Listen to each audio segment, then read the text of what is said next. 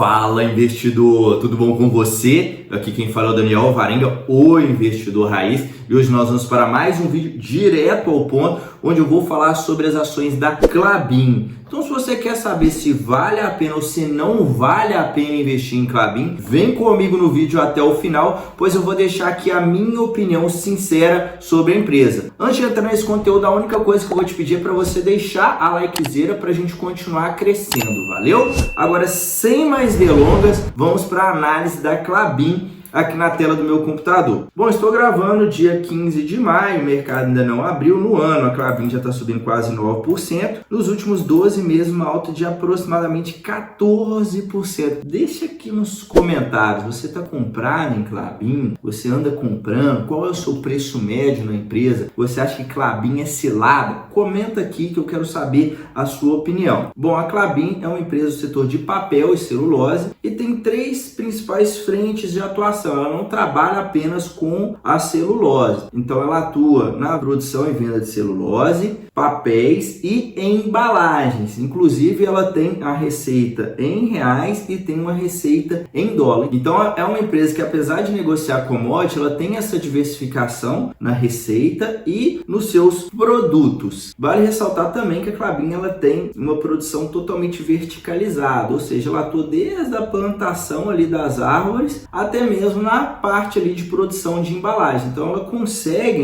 identificar onde que está melhor para ela direcionar essa produção e acaba sendo uma empresa bem eficiente. Código de negociação KLBN3, KLBN4 e KLBN11. Então ela tem ações ordinárias, preferenciais e units. Todas elas têm 100% de tag along. Se você for investir, eu sugiro que você vá na 4 ou na 11, pois são ações que têm uma liquidez maior. A 3 a liquidez já é mais baixa, tá? E aí você pode avaliar a questão de qual delas está com melhor dividend yield naquele momento para você comprar. E se você pensa em operar opções, aí eu sugiro fortemente que você compre a 11, pois é a que tem a maior liquidez e vai ser a utilizada para operar opções, beleza? Então vamos continuar aqui. Bom, posição acionária, irmãos Klabin aí no controle, Eu gosto de ver aí um controlador que tem uma pele em risco aí, bem posicionado, isso que para mim é bom, me chama atenção positivamente. Tem um free float aqui de 36% das ações ordinárias estão na bolsa, porém a preferencial é muito maior. Olha, preferencial 73% das ações estão negociadas na bolsa e um free float total de aproximadamente 60%. Tem ações em tesouraria, sempre que a empresa faz a recompra, é uma forma de gerar valor para os seus acionistas, pois diminui a quantidade de ações em circulação e o lucro por ação aumenta. Então é interessante, quando a empresa está fazendo o processo de recompra, ela está sinalizando que ela está identificando que as ações estão baratas,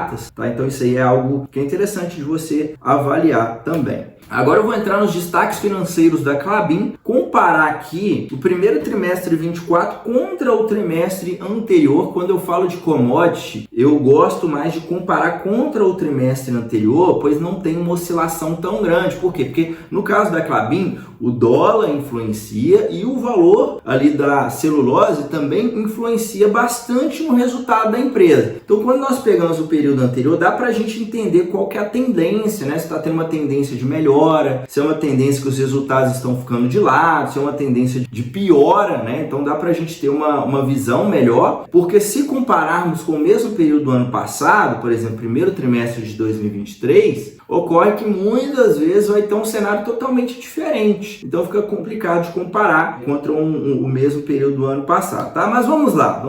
Bom, se a gente olhar aqui em questão do volume, 1.000 toneladas, olha só, a questão das toneladas, diminuiu aqui o volume, olha, 961 mil toneladas para 922 mil toneladas, uma queda de 4%, não é uma queda tão acentuada. A receita líquida também caiu pouco, caiu 2%. O que nós conseguimos ver também que mais da metade da receita está posicionada para o mercado interno, inclusive até aumentou um pouco mais essa receita do mercado interno, conforme eu comentei, ela tem uma boa parte da receita em dólar. E o destaque aqui, na queda do volume foi na celulose. A gente pegar aqui a celulose, celulose foi onde teve uma queda de 12% no volume, tá? Nas outras linhas aqui, ó, papéis e embalagens, teve crescimento de 3%. Em papéis e embalagens praticamente não saiu do lugar. Outra coisa que é importante a gente olhar aqui é a receita dividida por operações. A queda, né, vem principalmente aqui da celulose, depois teve um volume menor, né, teve uma queda de 12% no volume. Então o que aconteceu aqui? Se a empresa vendeu um volume bem menor e a receita não caiu tanto, é porque o preço compensou um pouco. Então o preço comparado com o período anterior da celulose deu uma leve melhorada. Porém, se a gente comparar contra o mesmo período do ano passado, olha só, a receita ela caiu 22%, né? Por quê? Porque lá no mesmo período do ano passado, a celulose estava em um patamar bem mais alto. E fazendo esses diagnósticos, né, entendendo ali como o preço da celulose vai impactando no resultado da empresa. Olhando aqui para o EBITDA, ficou praticamente de lado, né, uma queda de 2%. Se a gente olhar o EBITDA, excluindo efeitos não recorrentes, teve uma alta de 2%. E o lucro aumentou 24%. O lucro eu não me preocupo muito de olhar o lucro, eu vou falar um pouco mais daqui a pouco sobre o lucro, tá? Mas o mais importante é a gente acompanhar o EBITDA. Então o que a gente consegue ver que o EBITDA melhorou um pouco, né? O EBITDA ajustado melhorou levemente, porém, contra o mesmo período do ano passado, caiu 15%, devido aí principalmente à questão do preço da celulose, tá? Não tem como a empresa fazer milagre, né? Ela conseguir ganhar muito mais dinheiro quando o produto que ela vende cai de preço. Outra questão que também é a questão do dólar. Se a gente pegar o dólar médio, ele saiu de 5,20 para 4,95. Então teve uma queda de 5% aqui na cotação do dólar, que acaba impactando o resultado da empresa, pois, né, principalmente ali celulose, a empresa exporta, né? Então isso também conta aqui no resultado, tá? Bom, agora eu vou entrar aqui nos principais indicadores da Klabin. Sempre costumo dizer que não existe uma regra fixa, mas aqui eu passo um parâmetro para ficar mais fácil para você entender a minha análise. Antes de abrir esses indicadores, eu tenho um recado para você que quer estruturar uma carteira de investimentos vencedora para você atingir a sua liberdade financeira no período mais curto de tempo possível. Eu estou com algumas vagas disponíveis para o meu programa de consultoria e dentro desse programa eu vou analisar a sua atual carteira. Se você não investe ainda, não tem problema, tá no início ou já investe tem bastante tempo, independente qual seja o seu conhecimento, qual seja a sua experiência como investidor, eu vou te entregar uma carteira totalmente personalizada para acelerar os seus resultados.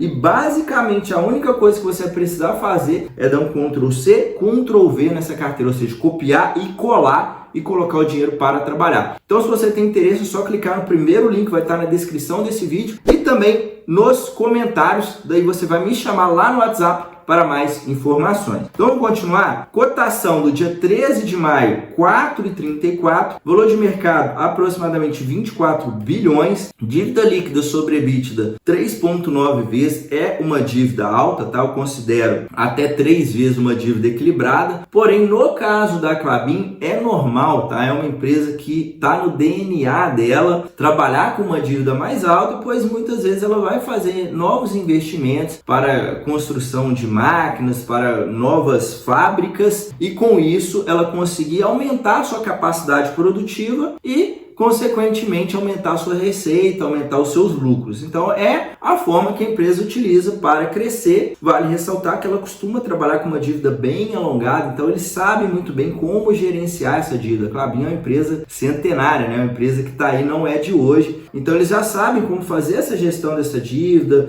fazer os projetos de expansão, mas é claro, não quer dizer que você vai fechar os olhos e não vai acompanhar, né? Tem que estar sempre acompanhando. Liquidez corrente de 2,79 é o que eu comentei. Liquidez corrente, ela mede os passivos que a empresa tem no curto prazo, ou seja, o que ela precisa pagar no período de um ano, e os ativos que ela tem a maior liquidez, ou seja, que ela consegue converter em dinheiro rapidamente no prazo ali de um ano. Então, para cada R$1 que ela tem em deveres a pagar, ela tem R$ 2,79 no ativo circulante. Então, isso mostra, né, que no curto prazo ela tem sim uma boa liquidez, é o que eu comentei. Ela trabalha com uma dívida mais alta, mas é uma dívida alongada, de uma forma que ela consegue fazer seus investimentos, consegue crescer, consegue pagar dividendos e ao mesmo tempo ir amortizando a dívida. Dividend yield de 5% é um dividendo ok, geralmente eu gosto de 6% ou mais. mais, não vou falar que 5% é horrível, mas está um pouco abaixo do que eu gosto de receber quando eu vou investir pensando nos dividendos. O ROIC de 7,5% é um ROIC um pouco abaixo do que eu gosto também. Geralmente eu gosto de empresas com pelo menos 10% em ROIC. O ROIC, ele mede o retorno que vem do lucro operacional da empresa, ou seja, o lucro que a empresa ganha vendendo os seus produtos, né, no caso da Klabin, papel, celulose e embalagens, contra o valor total que está sendo investido no negócio, tanto o capital dos sócios da empresa quanto o capital de terceiros, que são os empréstimos. Então é claro que quanto mais alto esse indicador, maior está sendo o retorno, né? Melhor. Geralmente eu gosto de 10% ou mais, então no momento está abaixo do que eu gosto. Margem EBITDA de 32% é uma margem muito boa. Quando eu vou falar de commodities, eu presto bastante atenção nas margens, tá? Principalmente a margem bruta e a margem EBITDA. Geralmente eu gosto de empresas com pelo menos 15% de margem EBITDA, então 32% é uma excelente margem. Indicador de preço é o EV sobre EBITDA, está negociando 8,5 vezes o EBITDA dos últimos 12 meses. Olhando para esse indicador, eu diria que nesse preço de 4,34, ela não está cara nem barata. Eu considero mais ou menos de 8 a 10 vezes um múltiplo de preço nem caro nem barato. Quanto mais acima de 10 vezes EBITDA, mais as ações podem estar caras, e quanto mais abaixo, mais as ações podem estar baratas. Vale ressaltar, né, que a celulose ainda está em baixa, mas se essa celulose for subindo, né, esse EBITDA ele pode aumentar bastante e consequentemente vai parecer que a empresa está barata. Então o commodity é um pouco mais difícil de você olhar preço, tá? Geralmente é mais interessante comprar realmente na baixa e às vezes vai parecer que a empresa está cara ou que ela não está descontada, mas ela pode sim estar atrativa, pois o resultado vem mais fraco durante esse período, mas depois a commodity subindo, o resultado também dá uma alavancada. Entrando no histórico do EBITDA da empresa, é quase uma linha reta para cima, né? Empresa bem eficiente, vem crescendo aqui ano a ano.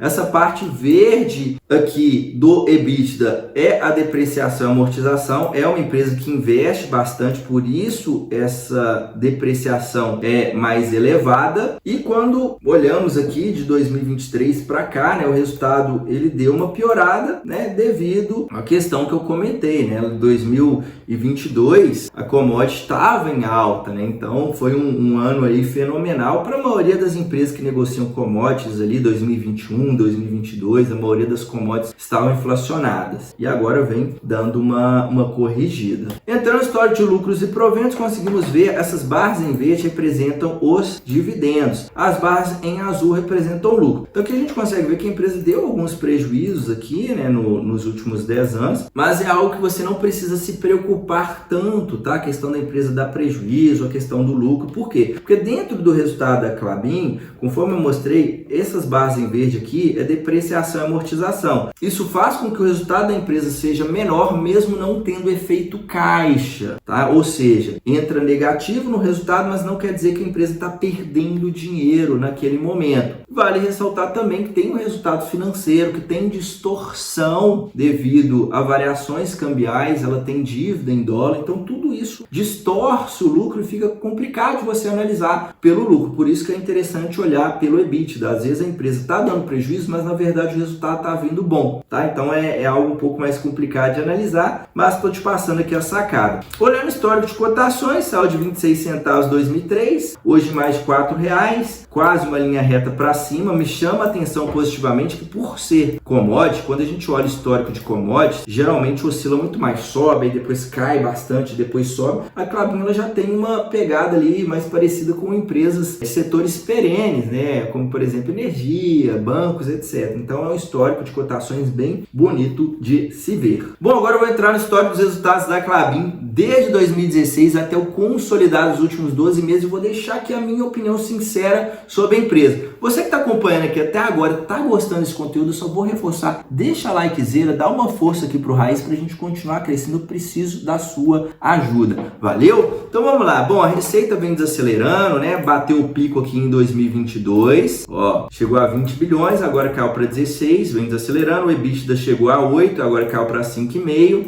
O lucro chegou a 4,6, agora está em 1,9. Mais importante aqui o EBITDA, tá? O EBITDA ele desacelerou bem agora, né? No primeiro primeiro trimestre de 2024 comparado com o primeiro trimestre de 2023, mas ainda está em um patamar bem interessante, né? 5,5 bilhões, eu diria que é o quarto melhor EBITDA aqui da história da empresa. É normal essa queda, né? Se a gente compara com o período anterior, com a celulose mais alta, é difícil da empresa conseguir fazer milagre, né? Ela conseguir apresentar um resultado melhor quando tem uma base comparativa muito mais forte, né, muito mais favorável. Olhando aqui para as margens, que é algo muito importante, olha só, o ano de ouro aqui, ó, 2021, 2022, ela operou com 40% de margem EBITDA, 42%, agora ela está com 33%, 32%, diminuiu, tá? Mas está na média que ela costuma trabalhar, a menor margem aqui foi 30%, isso aqui para mim é bom, tá? Por quê? Porque se no ruim, ela consegue 30% de margem EBITDA, é sinal que o negócio é bem lucrativo, tá? Isso aqui é um ponto positivo. Não vou ficar analisando margem líquida nem o ROI devido